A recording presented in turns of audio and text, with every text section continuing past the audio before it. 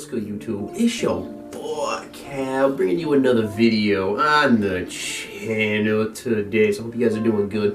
What's going on? It's your boy Cal. Today's video is going to be about presence. A couple hours ago I meditated outside and I had this great experience of just feeling presence and just feeling how significant and important it is to remember that is the most impactful and great thing we have. And a lot of times when we get pulled into these imaginary states of thinking about the past, thinking about the future, and it's ultimately, I find a lot of the time, something I'm naturally drawn towards, and naturally being in a place of thinking outside the moment of something that's not really existing and has no real connection to this here moment. It's just me thinking about a particular situation, about the future, about the past, and I'm letting it dictate my now. Because let's just say hypothetically I'm thinking about maybe like an assignment or a PR I'm going to hit in the gym, and I start to think of all these different scenarios that are going to happen.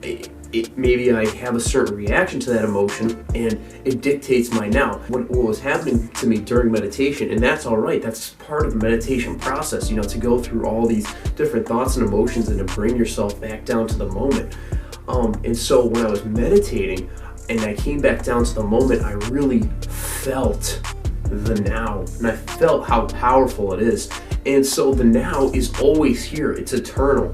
You know, it's the only real thing we have, and it's just amazing to me how much of the collective, I'm not trying to speak for everyone, but is so attached to their thoughts, and their thoughts become who they are. And even though it's been proven it's not who they are due to the fact it only exists in your attention, and it's a belief, it's not a knowing, it's not a fact, it's not a truth unless you make it a truth, unless you believe in it that heavy, and that's a big part of manifestation. Ultimately, the now and just taking a step back is truly what a lot of the collective has lost over time. Now, right?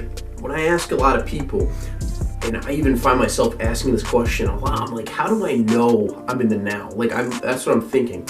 And I'm trying to learn it and see it through the filter of concepts. And I'm sitting there being like, I'm telling myself, okay, I'm in the now, I'm in the now. Really, you can't do that. You have to take a step away from the conceptual becoming realm of, you know, looking at things through a filter, through a perspective of concepts. You really have to take a step back and enter the world of being, right? No thoughts, no interpretations, just perceiving without words, perceiving without meaning, and just taking a step back and looking at everything for what it is. And what it is fact. You're not trying to change anything through your own belief, through your own perspective, and you're just ultimately not interpreting. You're just looking around, you're observing, right? And so when you do this, you begin to intuitively know, and through this intuitively knowing, you're actually sensing it, and that sensing is like an experience. And so when I was outside, right, and I was meditating, I intuitively felt the power of now, and I was like, this is it. This is totality. This is completeness. Because when you look at things through a perspective of conceptualization, and you're like, okay, yeah, I know what that is. This is the now.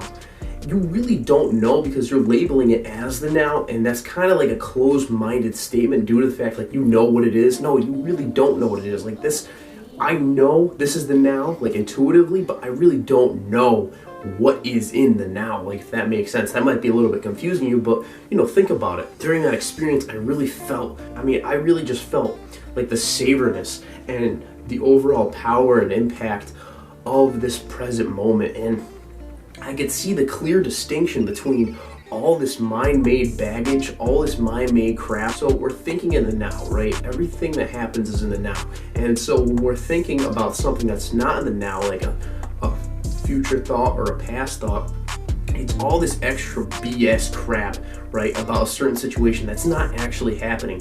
But even though it dictates our now, right? And so when you begin to lose all this mind-made crap, your false self, your ego, right, and you move more into the moment, you realize how simple it is. It's not complicated at all. You can be one with everything around you because you're connected to everything around you. Like the ego, I know for myself, I don't want to speak for you, but a lot of times when I have like these negative future or past thoughts. I begin to divide. I start to think of, you know, certain perspectives. I'm not saying good or bad, but like I get a negative emotion from it, and it ultimately like travels with me throughout the day. And that's something that I've been trying to overcome and just kind of let go of, and just move more into a state of just natural being and being more organic. I don't know, I kind of just wanted to share this experience with you guys and just kind of show you the difference between this mind-made crap self about about the past, about the future, and the overall ego, right? Identification with form, and just overall being in the now, that intuitive sense of just who you are, and you're just accepting everything for what is, the fact, the being, the connectedness to everything around you. So I hope you guys have a great day. Think about what I said, and yeah, peace the fuck out, and love yourself because I love you, baby.